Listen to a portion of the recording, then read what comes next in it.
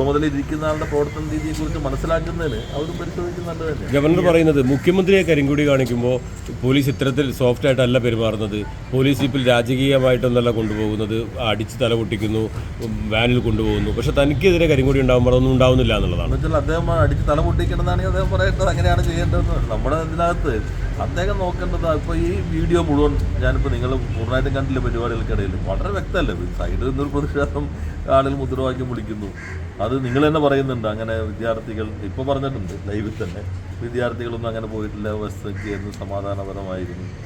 അപ്പോൾ ഇതിനകത്ത് എന്താ പറയുക, നമുക്ക് ഇത്തരം ആളുകളെ കുറിച്ച് എന്താ പറയാൻ കഴിയും? ഈ തനിക്കെതിരെയുള്ള SFIയുടെ പ്രതിഷേധത്തിന് പോലീസിന്റെ ഒരു ഒത്താശ ഉണ്ടെന്നൊരു ആരോപണം കൂടി.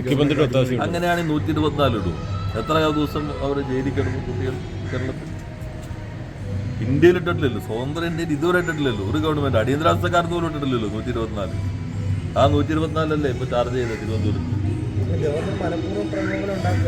എന്ത് തോന്നുന്നു കണ്ടിട്ട്? എല്ലാത്തിനും മുന്നിൽ മുഖ്യമന്ത്രിയാണെന്നാണ് അദ്ദേഹം പറയുന്നത്. അത് അദ്ദേഹത്തിൻ്റെ അവസ്ഥയായിട്ട് നമ്മൾ കണ്ടാൽ മതി. ഈ അദ്ദേഹത്തിനെതിരെ സമരത്തിനെന്തെങ്കിലും മാറ്റം പാർട്ടി ആലോചിക്കുന്നുണ്ടോ? ഞങ്ങളൊന്നും ആലോചിച്ച സമരമല്ലല്ലോ, ചാൻസലർക്കെതിരെയുള്ള. ഇതുകൊണ്ടാണ് സാൽക്കിയ കമ്മീഷനും പൂഞ്ചി കമ്മീഷനും പറഞ്ഞത് ഗവർണർമാർ ചാൻസലർമാരാകാൻ പാടില്ല. കാരണം അപ്പോൾ അവരുടെ പദവിക്ക് ചേരാത്ത രൂപത്തിലുള്ള ചില നടപടികൾ വന്നാൽ അതിനെല്ലാം തന്നെ പ്രശ്നങ്ങൾ വരും, അവരെല്ലാം കോൺട്രവേഴ്സിയിലേക്ക് പോകും. അതുകൊണ്ടാണ് കമ്മീഷനുകൾ പറഞ്ഞത് ഗവർണർ ചാൻസലറാകാൻ പാടില്ല എന്നുള്ളത്. അപ്പോൾ അതെല്ലാം ഒന്നുകൂടി അടിവരായിട്ട് ഉറപ്പിക്കുമ്പോഴാണ് ഇപ്പോഴത്തെ സംഭവം. ഒറ്റ കാര്യം ചോദിക്കട്ടെ, നിയമസഭ ചേരാൻ പോവുകയാണ്. ഈ ഗവർണർ പലപ്പോഴായി സർക്കാരിനെ പ്രതിരോധത്തിലാക്കുന്നത്, ഈ തരത്തിലുള്ള പലതരത്തിൽ നേരത്തെ പറഞ്ഞ പോലെ പദവിക്ക് നിരക്കാത്ത തരത്തിൽ പ്രവർത്തിക്കുകയും ചെയ്തത്.